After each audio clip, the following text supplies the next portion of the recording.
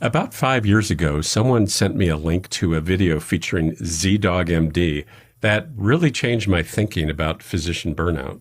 For those who don't know, Z-Dog is a social media personality who creates satirical, medically themed music videos. This particular video was not satire, but a sober eye-to-eye discussion about the concept of moral injury. I'm a little embarrassed that I learned about it from this video and not from reading the seminal 2018 paper in STAT, authored by our guest and her colleague. But these days, important concepts that change the conversation do have a way of finding themselves into social media. With that story as background, I'm honored to have Dr. Wendy Dean, a psychiatrist, author, and co-founder of the nonprofit, The Moral Injury of Healthcare. Dr. Dean has made a significant impact by reframing the discussion on burnout, helping to identify it not just as personal exhaustion, but as a consequence of moral injury. Her work has sparked a national dialogue about the ethics of the healthcare system and its impact on those who work within it. Today, we'll explore the origins of the concept of moral injury and how Dr. Dean's advocacy is helping drive changes in the healthcare ecosystem. There are times in our lives that change the way we see the world.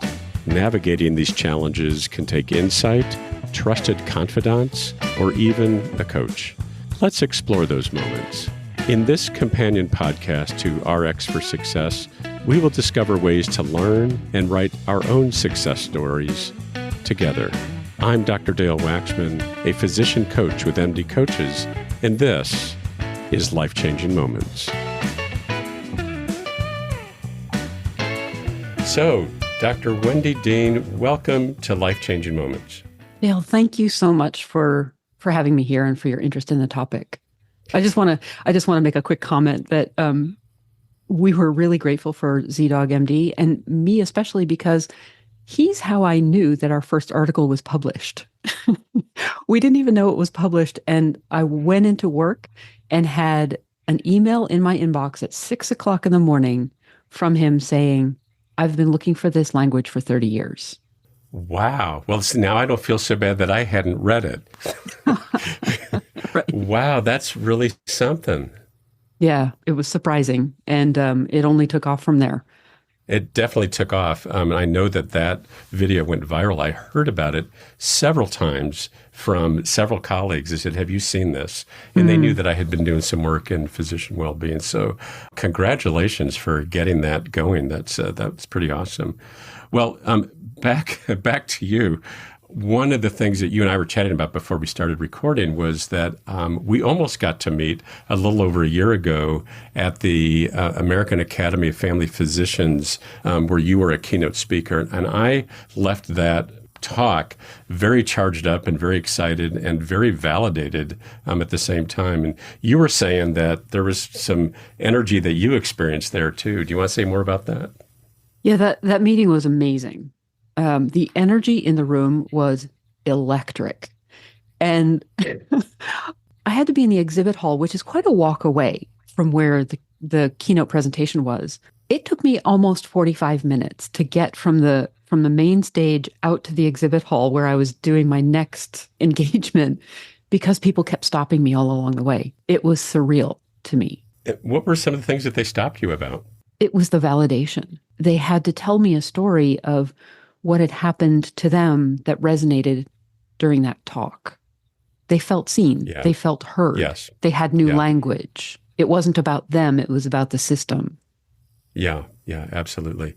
Well, some of our listeners are probably now sort of wondering, what the heck are we talking about anyway? So let's get some listeners to feel validated as well. What do we mean by moral injury? So moral injury is a concept that was borrowed from the military. And it was started by Jonathan Shea. He was the first one to conceptualize it when he was working with Vietnam veterans who were diagnosed with PTSD. They were receiving evidence-based treatments, and they weren't getting better. So like any good clinician, after he had tried 2 or 3 of those interventions that had failed these patients, he said, "You know what? Maybe I need to rethink my diagnosis." As he went back and looked, he started realizing that what they were suffering from was not a fear-based issue. It was something like what he classified as a soul wound. And so Jonathan Shea defined moral injury as betrayal by a legitimate authority in a high-stakes situation. All three of those things had to be present. Now, about 15 years later, Brett Litz and his colleagues, also working with combat veterans, but this time from Iraq and Afghanistan, expanded on that definition and said it's perpetrating, failing to prevent, or bearing witness to acts that transgress your deeply held moral beliefs and expectations. And in an article in the Federal Practitioner that came out in April of this year, Simon Talbot and I, along with a couple of other colleagues, Deborah Morris and Mustafa Manzoor, put those two definitions together because we think that they're linked. So it's a betrayal that leads you to transgress your deeply held moral beliefs and expectations. And it's important that those two are linked because in the moment between the betrayal and your transgression, there's time when you can act. That is a very key point in moral injury. So can you kind of make this kind of concrete? Can you give an example of like a clinical example or a professional medical example that would illustrate that? So for me, I was a practicing psychiatrist, and the challenge for me was that I was being asked to care for patients in ways that I thought were not in their best interest. So in one job, I was asked to find another place for patients who didn't have the correct insurance.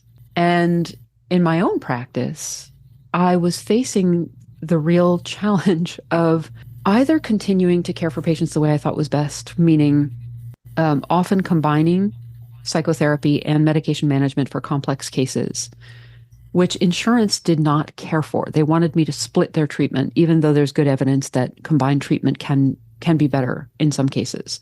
Mm-hmm. Or to go to just doing medication management 8 hours a day, seeing 4, 5, 6 patients an hour, which I didn't think it was the way that I needed to work to be financially sustainable, but it was not in my patient's best interest. Mm-hmm. And so I decided to leave practice at that point. Yeah. So the way that that it was set up for you to conduct practice, that was a transgression. So the system betrayal was asking me to care for patients in ways that were not the best for them. Right. My transgression would have been if I stayed and remained complicit in that system. Thank you. Thank you for that clarification. Yeah, as we know, clinicians are often put in these positions where we're asked to do something that just doesn't fit with how we were trained, the way that we feel we are supposed to be in tune with the Hippocratic Oath. And these happen multiple times every single day. Correct. Yeah. Yeah, and it's interesting. I mean, this is borrowed from the military. This concept is borrowed from the military. And in the military, it tends to be a single egregious act. So anybody who is familiar with the Vietnam War and the tragedy at My Lai will understand that commander, with information that was not accurate, in the dark of night, they followed orders, and in the morning realized that they had killed women and children. Deep betrayal. That was one single act. In medicine, that rarely happens, but it tends to be smaller transgressions over longer periods of time. Yeah, I was just chatting with a colleague of mine yesterday, also a family physician.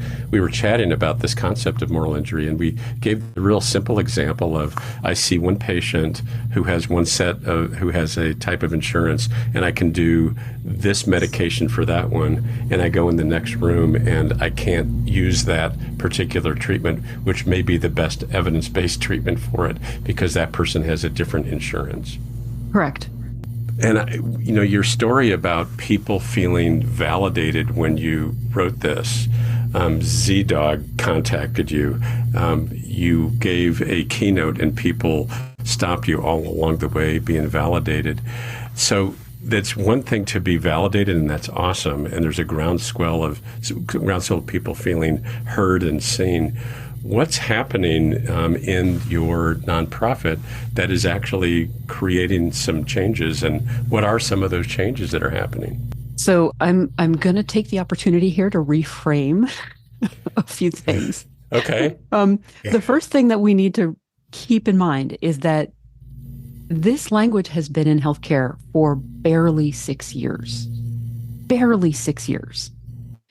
So when I went back, and because I'm a very impatient person, and so I was getting a little bit frustrated about how fast we were making progress. So I went back and looked at the burnout literature to find out what the trajectory of progress in burnout was. For the first 10 years that burnout was kind of in the lexicon of healthcare, all that happened was characterizing the concept, raising awareness, educating people about it. 10 years. The next 10 years, we're really looking at, okay, what's the prevalence? What do we understand about it? What are the drivers? And it really wasn't until 15 to 20 years in to having this language that we started looking at solutions. Mm-hmm. So if we look at that trajectory for moral injury, we're barely out of the gate. Expecting solutions at this point is really probably not realistic. However, so number one, we have changed the language around distress in healthcare. And the reason I think that's important is for two reasons. One is because burnout has been a very frustratingly stubborn thing to solve. When you look at the trajectory of burnout, it's been 40% for a decade, with a little bit of a bump during COVID where it went up to almost 60%. Right. And so why is that? Well, when you look at something, if somebody comes into you with pneumonia, they're short of breath, you prescribe antibiotics, that takes care of the infection. But what if they also have bronchospasm that you don't fix? They're still short of breath, right? Mm-hmm. So I think that's what's happening in occupational distress in healthcare. We've tried to treat burnout, but it's sort of an amorphously defined feeling of I don't feel like things aren't right. When we start breaking it out and saying, if we conceptualize burnout as the demand-resource mismatch of healthcare, the operational challenges that we face every day, the abrasion that clinicians face in trying to get their patients care, that becomes a much more manageable, targetable challenge, right? Mm-hmm. At the same time, we say addressing that is not enough because there are also these relational ruptures that happen, the betrayals that happen, and those are not always intentional. I want to be very clear about that. But if we're not even tracking it, if we're not even aware of the fact that they're happening, there is no way that we can make the bids for repair. And so it is not going to improve. Right.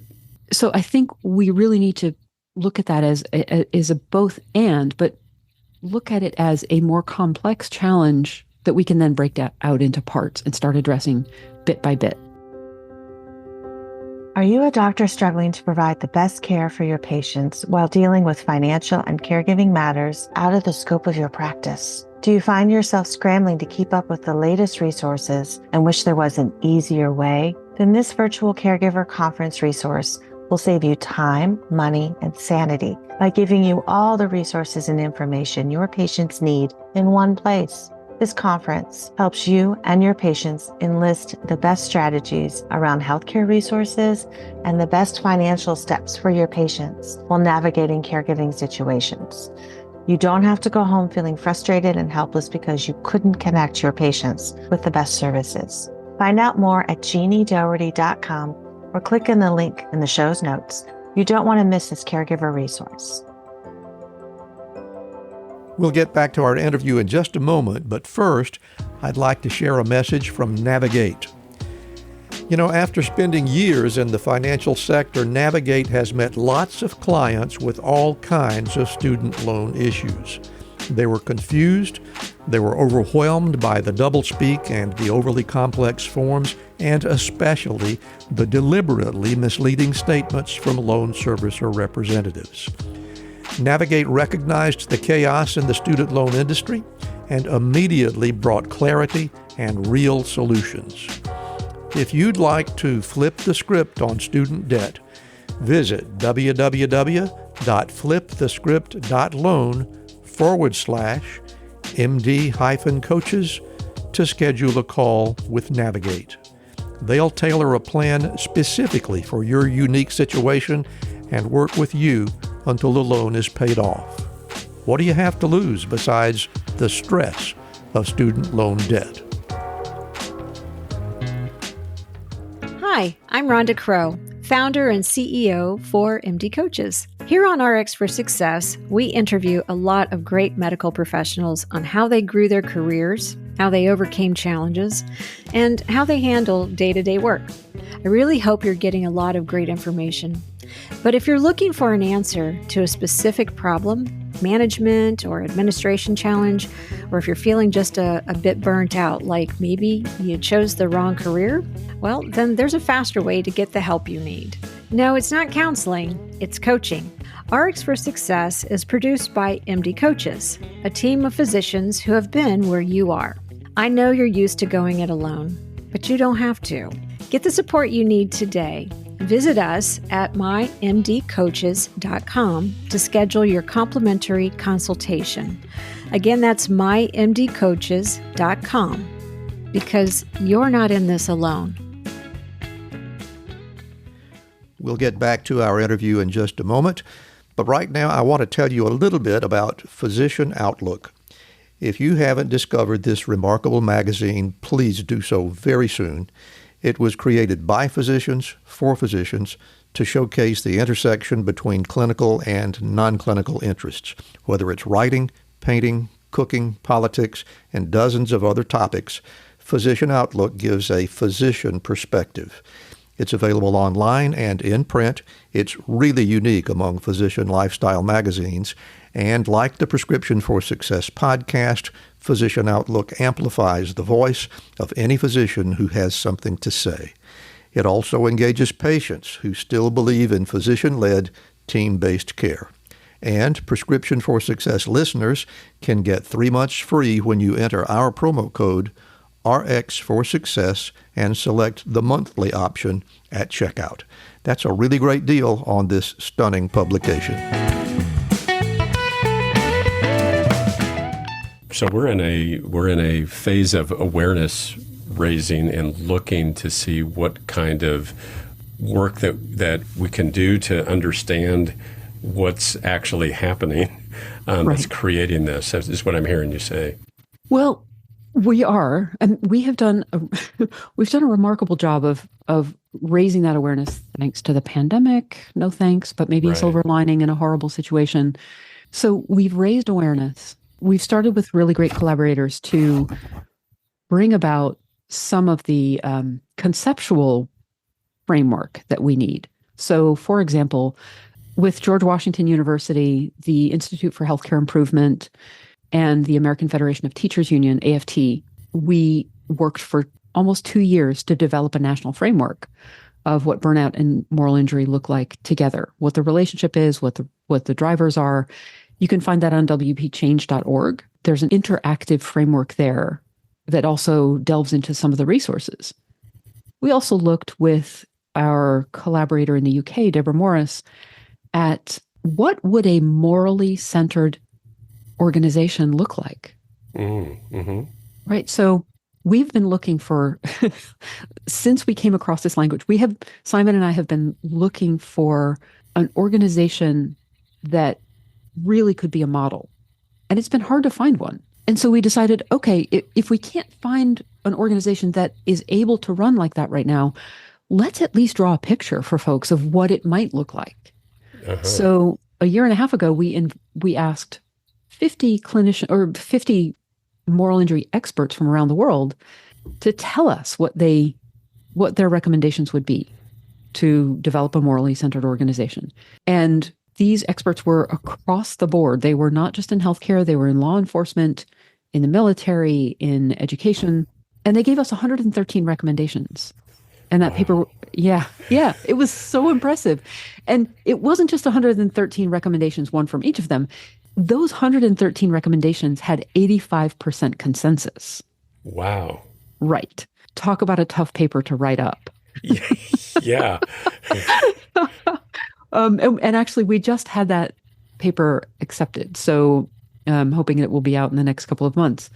So we're not just raising awareness. We are starting to conceptualize what it will look like to develop these institutions. We have developed a tool to assess moral injury in individuals, but more importantly, coming out of that Delphi survey that we did with the 113 recommendations, we're planning to develop an organizational assessment tool. Because what we're really, really clear about is when we see moral injury, this is not about personal frailty. This is about being in an environment that puts constraints on your ability to adhere to the oath that you took. So it's an environmental impact. And we can support individuals in those situations. But in order to really get at the heart of this problem, we need to change the environment that people are working in.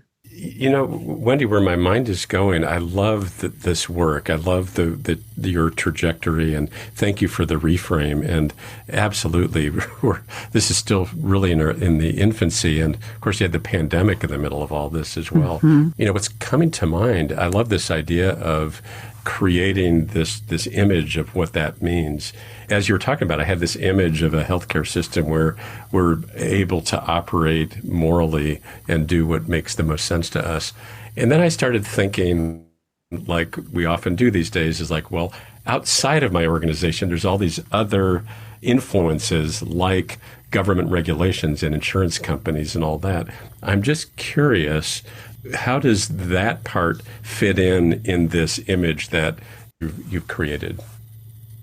Well, so we can't necessarily control the insurers, but what we can do is feedback influence. And we can develop coalitions that feedback input to them, that give input to regulators and legislators, that educate legislators on what the challenges are on the front lines.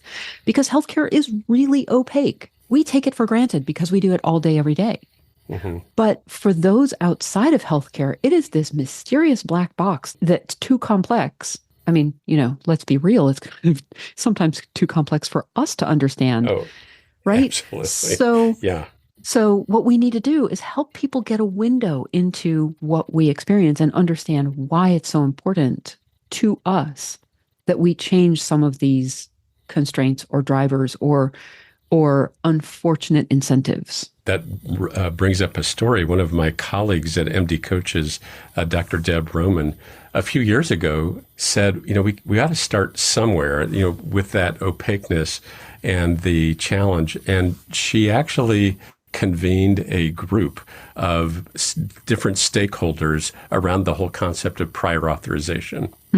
So not just the people that we're having to deal with on a daily basis, the physicians, but the people, the end users, you know, the people on the other end of that, and healthcare administrators and all that. And they're still in conversation, but they have begun to make some changes. But you're right, they didn't really have a good feel for how this impacts clinicians on a day-to-day basis. Well, and it's that conversation that's creating some changes. Right. I mean, so I have a funny story about prior authorization. It's not that funny, but it's kind of funny. So when more physicians were independent than were employed, there was a metric that insurers used to follow called physician abrasion. And what that meant was, how much can we be a burden to physicians before they leave our network? When physicians left insurers' networks, they didn't have sufficient access. So the insurers really cared about what that level of physician abrasion was. But as more physicians are employed than independent, they no longer have the choice about whether they can stay in that network or not. And so as we see, the number of prior authorizations has escalated. Wow. I did not know that. That makes a whole lot of sense. Right. Just that whole concept of abrasion is abrasive to me. Right. Just listening to that. Right. I mean, you can Google it. I Google believe it, and it's quite troubling. Yeah. Wow. I did not know that. Yeah. Well, in this time period of understanding and creating, I'm sure that you've had some stories come back to you about the impact that this has had for individuals and or groups and or systems. Do you have some stories to share with us? Oh my goodness. I mean, so many, so many. Let me first say that my intention was actually never to do this work full time. So Simon Talbot, who is my co-author and the co-founder with me at Moral Injury of Healthcare, is an academic plastic surgeon up in Boston. I was in an executive job, and we had this one last bit of work that we wanted to tie up before we kind of went our separate ways and felt good about what we had done, because we had met each other doing hand and face transplant work. And it was this article. And so we submitted it. We wrote it. It took us, I think we had 7 or 8 rejections before Stat News agreed to publish it. And we thought it would just go in the bin with every other burnout article. And instead, it went viral. 300,000 downloads at last count. It was published in 2018, but it was the most read article in 2019. Like it exploded. Literally, people would call me. My phone number was not published, but they were so moved by what we had written that they would find my phone number and call me and say, like ZDogg did, this is language I've been looking for decades. Mm-hmm. Thank goodness this is not about me. So I had a book event after I wrote If I Betray These Words, and a physician walked in the door of the bookshop, looked me in the eyes, and burst into tears. And she said, "It's not about me. I thought it was about me. I'm okay. It's the system I'm working in that's a problem." What I think is most important to know about this is that it's not that physicians want to blame the system. They want to change it so that they can take better care of their patients. They just need to know it's not about them. And I know that in the book there's a lot of stories that give examples of this, but it sounds like that just that realization alone that this is not about me is a stepping off point to creating some sense of agency to be able to make some impact, even in some micro ways in the system they work in. Absolutely. Absolutely. Because then, when it's not this fundamental characterologic challenge of who you are as a person, when it's just about the systems that we've created around us, that's changeable, right? I mean, we created these systems to be as they are, which means we can make different decisions. We just need to have the will to do it. Well, along those lines, what is your sense about the energy level that we collectively have about wanting to change things? I'm a little worried right now. I do think people want change. I also think that there is some disappointment in the wake of the pandemic, because what the pandemic did was it laid bare all of the fractures and challenges in the system for everyone to see. It was not just those of us who are working in the systems. It was everyone. And yet, coming out of it, we've decided to let's go right back to business as usual as quickly as possible and just sort of brush that under the rug, forget it happened, move on, we made it. Whew. And I think what clinicians were hoping was that finally people can see what we go through every single day. It is on public display every day. There has to be some willingness to change the system once people have seen the reality. And they're not seeing that. I'm really glad you said that. It really touched a nerve for me personally. In fact, that's what accelerated my retirement from clinical medicine was after, I had to be not patient facing as a family physician due to a chronic illness that I have until I was fully immunized. And then when I came back into the office, there were some wonderful things, innovations that occurred as a result of the pandemic that could not continue on just because of the reimbursement sort of way that things are done. And I just thought, boy, we really had this opportunity, and we're not taking that opportunity to make lives better for everybody, including the patients. Patients were loving some of the things that we were doing that were very innovative. It was very, very discouraging. And, I was kind of close to retirement age anyway, but it really, when I went back and this is business as usual, just wow, that was really deflating, and it did accelerate my own departure. Yeah. Well, I remember I was writing an article in, I think it was late April of 2020. As I was writing the article, one of the things I was saying was, if we go back to business as usual, that's a different betrayal of our clinicians. Yeah. I remember as I was writing it, I was thinking, I really hope that I don't revisit this a couple of years from now with disappointment. Mm. And here we are. Here we are. Well, I want to stay in the positive. Yeah. So what are some even some small changes that maybe you've heard about that are as a result of the work that you're doing, that you're bringing to the fore? First of all, if I were not optimistic that we could make change, I couldn't keep doing this work. Yeah. Right. So I am a relentless optimist in that way. I think the fact that people can use this language to separate themselves from the issue, to get that relief, to get that sense of agency, people are starting to build coalitions with each other just to talk about the issues, right? They're willing to speak up a little bit more. They're starting to be willing to learn about the drivers of some of these challenges and to stand up for things like changing prior authorization in their state. I think people are making all kinds of changes from the very, very local, literally on their unit, on their clinician group, all the way up to state and federal levels. But there's a lot, what I often say is, the bad news is healthcare is quite broken. The good news is healthcare is quite broken. So no matter where you start making change, it's going to make it better. That all by itself is a very empowering kind of a statement, that we're kind of trained to fix things, right? Yeah. And I think we also have to be really, really mindful of, especially as physicians or as licensed prescribers, we have a luxury that nobody else has. We can walk into a room, talk to somebody, understand their problem, come up with a fix for it, write out that fix, and change happens in a matter of 15 minutes. Yeah. Or sometimes, 5 minutes. That rate of change does not happen anywhere outside of an exam room.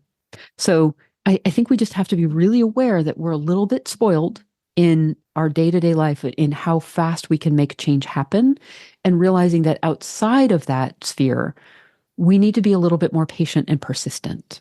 That sometimes you need to ask for the same thing 10 times. Sometimes you need to ask 10 different people for that change. Sometimes you need to bring 10 people with you to ask those 10 people for that same change. Really good point. I once heard, working for big healthcare systems, somebody said this health system, this is long before all the burnout stuff, is this healthcare system is like a very giant cruise ship. Mm-hmm. The order of turning the wheel to the right to get steer it going in the right direction. It takes a long time for that ship to turn right. Right. And there are, an average of 8 levels of bureaucracy between the front lines and the decision makers. So, right. It's a long way to go, and it's a long push. And we tend to get one no and give up. And I would really encourage people to recalibrate expectations when you're in the business of change making in these bureaucratic systems. Yeah, so that's also very validating about what people have been experiencing and what they can expect as they are advocating for some of these changes. That's awesome. Wendy, I wonder, this has been a great conversation about moral injury, how you brought that to the fore for our awareness, and then also what's actually happening with people becoming more aware on an individual, collective, and even system basis, and the beginnings of understanding how we can make some changes. As you and I were talking about a little bit before we started recording, that one of the main precepts of this podcast is about individuals' inflection points. And I wonder, you said just a few minutes ago that it wasn't your intention to be doing this work. So that's an inflection point for you. Can you say a little bit more about the decision-making to move in this direction, even though it was unexpected? Yeah. So as I said, this paper was meant to be sort of a tying the bow on a piece of work that I had done, and then I was going to move on. And when things started to heat up around this issue, so we published the paper in July, we set up the nonprofit in September, and typically the kind of the cycle is 6 weeks that something will flare up and die down.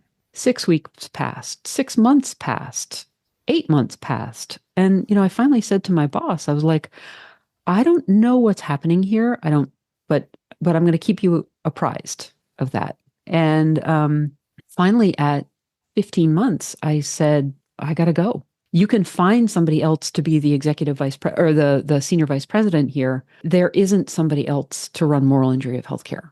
And it was a difficult decision because I loved the work I was doing. I loved the people I was doing it with. And yet this really felt like a piece of work that only at that time, Simon and I could really push forward. So yeah, that was what brought me to this. Yeah. I'm imagining also it was not an impulsive decision. No. It is not an impulsive decision when you decide to give up your entire income. Right. And to establish a scrappy nonprofit that you're going to run yourself for much of the time. Yeah. Yeah. So did you mind staying with this for just a moment? Because Sure. This is a little bit it's kind of like reverse coaching, if you will. Yeah. What kind of things were you considering for you personally and professionally about, making this shift? What was some of the conversations in your head? Oh, well, they were in my head. They were outside of my head. They were with my friends, with my, kitchen cabinet, with my family. And really it was about where can I do the most good? Where do I feel like my skills are best used at this moment? What will our family situation look like if I walk away from this other job? All of those things. And really, as a family, we have always been very clear that we, as I say, we're more overalls than ball gown. Like we live well within our means because there are opportunities like this that come up that you can't say no to. Mm-hmm. And they're service opportunities. But what better way to spend your life than giving back? And really for me, it was about making sure that, having watched my colleagues for years getting more and more distressed, like these friends of mine who were just losing the spark for medicine that felt to me like a tragedy. Yeah. And maybe they weren't leaving medicine, but they were staying and completely disengaged and demoralized. And I thought, we can do better than this. We could be better than this. And our patients deserve better than this.